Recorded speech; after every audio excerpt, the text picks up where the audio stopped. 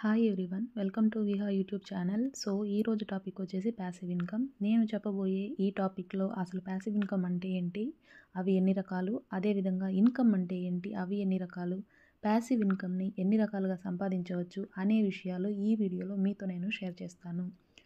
First of all, passive income అంటే ఏంటి? First income అంటే ఏంటి? ఇన్కమ్ అంటే ఏంటో కాదండి, ఆదాయం. అసలు ఇన్కమ్ అంటే ఒక వ్యక్తి తను చేసే జాబ్ ద్వారా కానివ్వండి, లేదా తాను చేసే వ్యాపారం ద్వారా కానివ్వండి, సంపాదించే మనీనే ఆదాయం అంటారు. సింపుల్గా చెప్పాలంటే ఇన్కమ్ ఎక్కడైనా కూడా రెండు రకాలుగా చెప్పవచ్చు. యాక్టివ్ ఇన్కమ్, రెండు ప్యాసివ్ ఇన్కమ్. మనలో చాలామంది కూడా యాక్టివ్ ఇన్కమ్ కేటగిరీలోకి వస్తామండి. ఎందుకంటే మనలో అందరూ జాబ్ చేసేవాళ్ళు.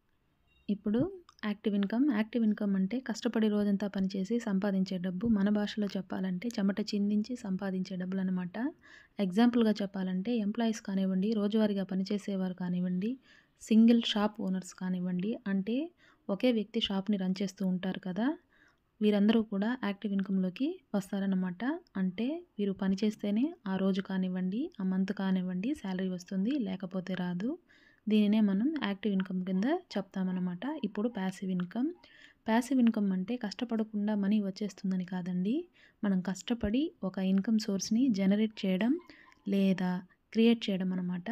అలా క్రియేట్ చేసిన దాని ద్వారా మనకు వచ్చే ఆదాయాన్నే ప్యాసివ్ ఇన్కమ్ అంటారు. చాలామంది ప్యాసివ్ ఇన్కమ్ అంటే కష్టపడకుండా వచ్చేస్తుందేమో అనుకుంటారు, కానీ అలా కాదు.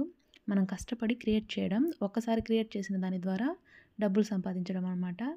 సరే, ఇప్పుడు మనం యాక్టివ్ ఇన్కమ్ అంటే ఏంటి, ప్యాసివ్ ఇన్కమ్ అంటే ఏంటి చూసాం కదా. ఇప్పుడు ఈ యాక్టివ్ ఇన్కమ్, ప్యాసివ్ ఇన్కమ్ కిందకి 7 సోర్సెస్ ఆఫ్ ఇన్కమ్స్ ఎలా వస్తాయి అనేది ఇప్పుడు ఈ వీడియోలో షేర్ చేస్తాను. ఈ 7 టైప్స్ ఆఫ్ ఇన్కంలో కూడా ఏది యాక్టివ్ ఇన్కమ్, ఏది ప్యాసివ్ ఇన్కమ్ అనే విషయం గురించి ఇప్పుడు చెప్పడానికి ట్రై చేస్తాను. ఈ 7 ఇన్కమ్ సోర్సెస్లో కూడా ఫస్ట్ తప్ప మిగిలిన 6 కూడా ప్యాసివ్ ఇన్కమ్ కేటగిరీలోకి వస్తాయి. అది ఎలా అనే విషయాన్ని ఇప్పుడు షేర్ చేస్తాను. First of all, earned income అంటే ఏంటి? ఎర్న్డ్ ఇన్కమ్ అంటే ఒక జాబ్ ద్వారా కానివ్వండి, లేదా సెల్ఫ్ ఎంప్లాయ్మెంట్ ద్వారా కానివ్వండి వచ్చే ఆదాయాన్ని ఎర్న్డ్ ఇన్కమ్ అంటారనమాట. అంటే యాక్టివ్ ఇన్కమ్కి వచ్చినట్టుగానే ఎర్న్డ్ ఇన్కమ్ కూడా చెప్పవచ్చు. ఫస్ట్ ఈ ఎగ్జాంపుల్గా చెప్పాలంటే వేజెస్ కానివ్వండి, టిప్స్ కానివ్వండి, శాలరీ కానివ్వండి, కమిషన్స్ కానివ్వండి, ఇవన్నీ కూడా ఎర్న్డ్ ఇన్కమ్ కేటగిరీలోకి వస్తాయన్నమాట. మనలో చాలామంది కూడా ఈ ఎర్న్డ్ ఇన్కమ్ కిందకే వస్తారు. ఎందుకంటే మనలో చాలామంది జాబ్ చేసేవాళ్ళు కానివ్వండి, డైలీ వేజెస్కి పనిచేసే వాళ్ళు కానివ్వండి, వీళ్ళందరూ కూడా ఎర్న్డ్ ఇన్కమ్ కిందకే వస్తారు. అంటే వాళ్ళు పనిచేస్తేనే ఆ రోజు శాలరీ కానివ్వండి, ఆ మంత్ శాలరీ కానివ్వండి.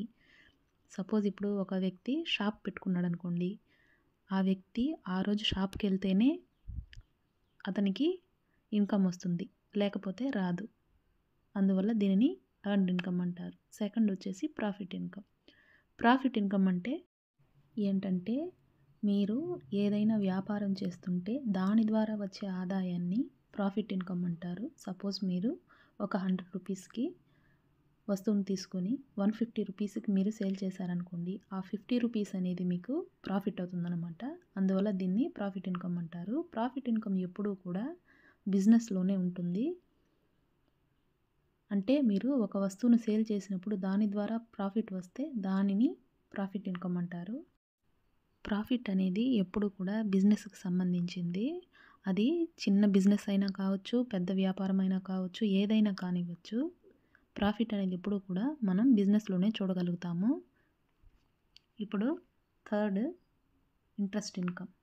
ఇంట్రెస్ట్ ఇన్కమ్ అంటే ఏంటో కాదండి. ఇప్పుడు మనం బ్యాంకులో ఎఫ్డీలు వేస్తుంటాం కదా, అంటే సేవింగ్స్, ఫిక్స్డ్ డిపాజిట్లు వేస్తుంటాం కదా, వాటిపైన బ్యాంకు మనకు పే చేసే ఇంట్రెస్ట్ కానివ్వండి, లేదా మనం ఎవరికైనా అప్పుగా ఇచ్చిన మనీ పైన కానీ ఇంట్రెస్ట్ వస్తుంది కదా, దీనినే ఇంట్రెస్ట్ ఇన్కమ్ అంటారు. అంటే మన డబ్బు మనకు డబ్బును సంపాదించిస్తుంది. మనం ఏమీ కష్టపడి పని చేయాల్సిన అవసరం లేకుండా, అంటే ఫిజికల్గా ఏ పని చేయకుండా చేయాల్సిన అవసరం లేకుండా మనకు డబ్బులు వస్తుందన్నమాట. దీనినే ఇంట్రెస్ట్ ఇన్కమ్ అంటారు.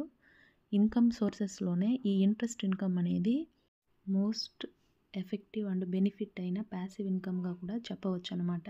నెక్స్ట్ ఫోర్త్ వచ్చేసి డివిడెండ్ ఇన్కమ్ అంటే చాలామంది షేర్స్ కొంటూ ఉంటారు కదా, షేర్ మార్కెట్లో ఇన్వెస్ట్మెంట్ చేస్తూ ఉంటారు. అలా చేసినప్పుడు వాళ్ళు కొన్న షేర్స్ పైన కొంత మొత్తాన్ని ఇయర్లీ కానివ్వండి, క్వార్టర్లీ కానివ్వండి, హాఫ్ ఇయర్లీ కానివ్వండి, కంపెనీ షేర్ హోల్డర్స్కి సమ్ పర్సెంట్లో పే చేస్తూ ఉంటుంది. దీనినే డివిడెండ్ ఇన్కమ్ అంటారు. అన్ని కంపెనీలు కూడా డివిడెండ్ని పే చేయవు. కొన్ని కంపెనీలు మాత్రమే డివిడెండ్ని పే చేస్తాయి. అది కంపెనీ యొక్క స్టామినాని బట్టి ఉంటుంది. బాగా డెవలప్ అయిన కంపెనీలు కూడా డివిడెండ్ని పే చేస్తాయన్నమాట. ఇప్పుడు ఫిఫ్త్ వచ్చేసి రాయల్టీ ఇన్కమ్. రాయల్టీ ఇన్కమ్కి ఎగ్జాంపుల్గా బెస్ట్ అండ్ ఎగ్జాంపుల్గా బుక్స్ అని చెప్పవచ్చు. ప్రపంచంలో ఎక్కడ ఎవరు ఏ బుక్ కొన్నా కూడా ఆ బుక్ని రాసిన ఆథర్కి సమ్ పర్సంటేజ్లో ఇన్కమ్ వస్తుంది. దీనినే రాయల్టీ ఇన్కమ్ అంటారు. అంటే ఆథర్ ఒకసారి బుక్ని రాసి పబ్లిష్ చేస్తారు, కానీ దానికి టైంలో ఎవరు కొన్నా కూడా దానికి ఇన్కమ్ వస్తూనే ఉంటుంది. దీనికి ఇంకొక బెస్ట్ ఎగ్జాంపుల్గా మ్యూజిక్ అని కూడా చెప్పవచ్చు. నెక్స్ట్ సిక్స్త్ వచ్చేసి రెంటల్ ఇన్కమ్. రెంటల్ ఇన్కమ్ అంటే మనం ఒక బిల్డింగ్ని కట్టి రెంటల్కి ఇవ్వడం. ఇది వచ్చేసి మనలో చాలామందికి తెలిసే ఉంటుందన్నమాట. ఒకసారి మనం బిల్డింగ్ కడితే ఆ బిల్డింగ్ ఉన్నంతకాలం మనకి రెంట్ రూపంలో ఆదాయం వస్తూనే ఉంటుంది. అంటే ఒక్కసారి కష్టపడి బిల్డింగ్ కడితే తర్వాత మనం కష్టపడాల్సిన అవసరం లేకుండా మనీ జనరేట్ అవుతూ ఉంటుంది. Next last and final capital gains income. Capital gains income అంటే ఏంటంటే, ఇప్పుడు మనం ఒక ల్యాండ్ కానివ్వండి, ఇల్లు కానివ్వండి, ఫ్లాట్ కానివ్వండి కొన్నామనుకోండి, దానిని 1 సంవత్సరం తర్వాత కానివ్వండి, 10 సంవత్సరాల తర్వాత కానివ్వండి అమ్మినప్పుడు కొంత మొత్తంలో ప్రాఫిట్ వస్తూ ఉంటుంది. కావున ఈ ప్రాఫిట్ని క్యాపిటల్ గెయిన్స్ ఇన్కమ్ అంటారు. ఎందుకంటే ఫ్లాట్ కానివ్వండి, ల్యాండ్ కానివ్వండి, బిల్డింగ్ కానివ్వండి ఏదైనా అసెట్ రూపంలోనే ఉంటుంది. దీనిని అసెట్స్ పైన వచ్చే ఇన్కమ్ కాబట్టి క్యాపిటల్ గెయిన్స్ ఇన్కమ్